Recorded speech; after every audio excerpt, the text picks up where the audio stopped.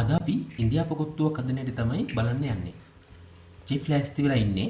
අපි චෙෆ්ගෙන් දැනගමු මේ ඉන්දියාපු කොත්තුව හදන හැටි කොහොමද කියලා.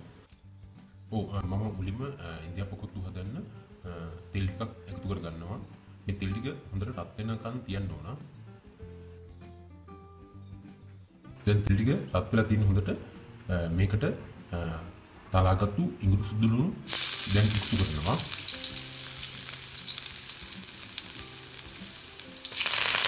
මේකෙන්නේ කර්පූර ටිකක් වැඩිපුර මේකට එකතු කරගන්න. දැන් මේක ටිකක් බෙද ගන්න. ඊළඟට කපගත්තු ලුණු ටිකක් එකතු කරගන්න. ලුණු ටිකක් වෙලා බෙද ගන්න ඕන.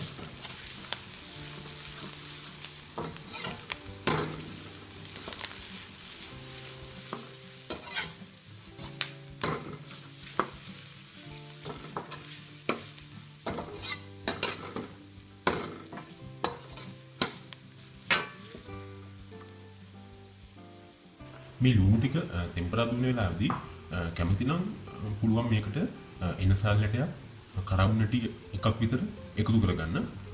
මේ දෙකම මම දැන් මේ වෙලාවේදී එකතු කරගන්නවා.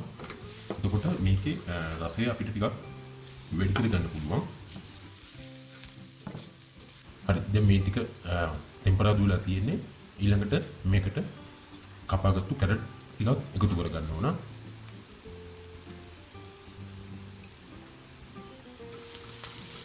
කැරට් ටික එකතු කරගෙන කැරට් ටිකත් තෙලින් ටෙම්පරාදු කරගන්න ඕන ටිකක් වෙලා. කැරට් ටික හොඳක් වෙලා පිටෙන්න ටෙම්පරාදු කරගන්න එක. සාමාන්‍ය දානකට පාට වෙනස් වෙන්න තිබෙන්න ටිකක් වෙලා කැරට් ටික ටෙම්පරාදු කරගන්න.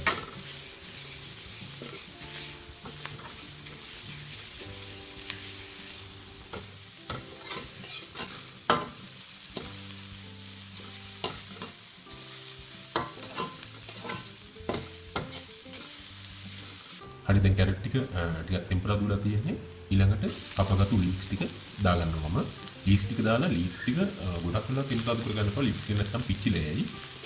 ටිකක් වෙලා කලවම් කරලා ටෙම්පරා දුර ගන්න.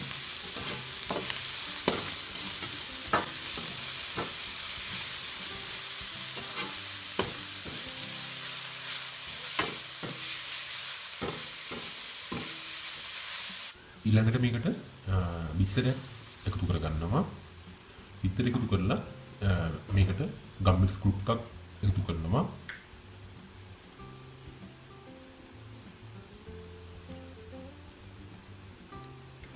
ඊළඟට ලුණු ටිකක්, කැලි මිරිස් ටිකක් මම මේකට දාගන්නවා. ඔයාලා මේ ප්‍රමාණයන් රස අනුව, සැර අනුව වෙනස් කරගන්න පුළුවන්. දැන් මේ ටික හොඳින් මේ වගේ කලවම් කරගන්නවා.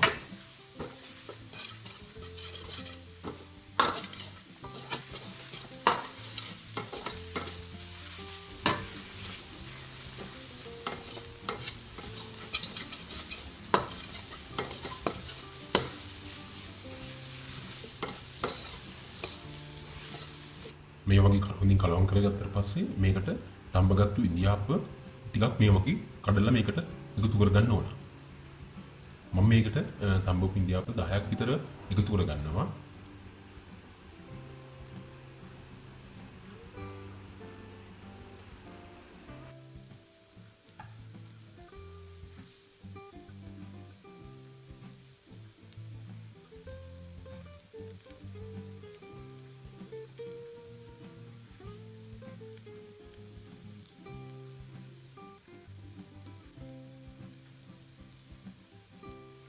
ඉන්දියාප්ප ටික එකතු කරගත්තට පස්සේ මේකට චිකන් හොදි ටිකක් හරි මාළු හොදි ටිකක් හරි මේ විදිහට දාගන්න පුළුවන්.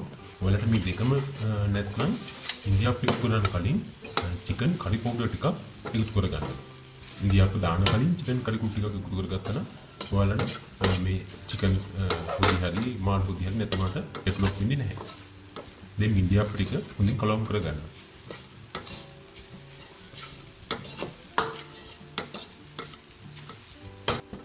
වෙලා මේ වගේ කලවම් කරගත්තාම ඇති. දැන් ඉන්දියාපු කොත්තු හදලා ඉවරයි.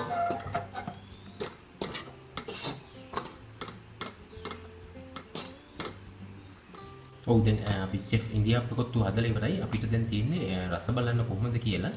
අපි නම් බලමු මේ ඉන්දියාපු කොත්තු රස කොහොමද කියලා.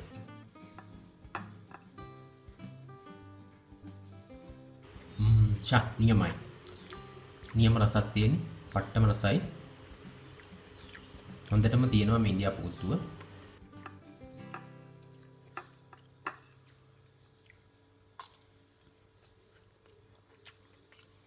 ඔයාලට ඉතින් පුළුවන් අපි මේ චෙෆ් පෙන්නපු විදිහට ඉන්දියාපු කොත්තුවක් රසට හදාගන්න. හදලා බලන්න කොහොමද කියලා.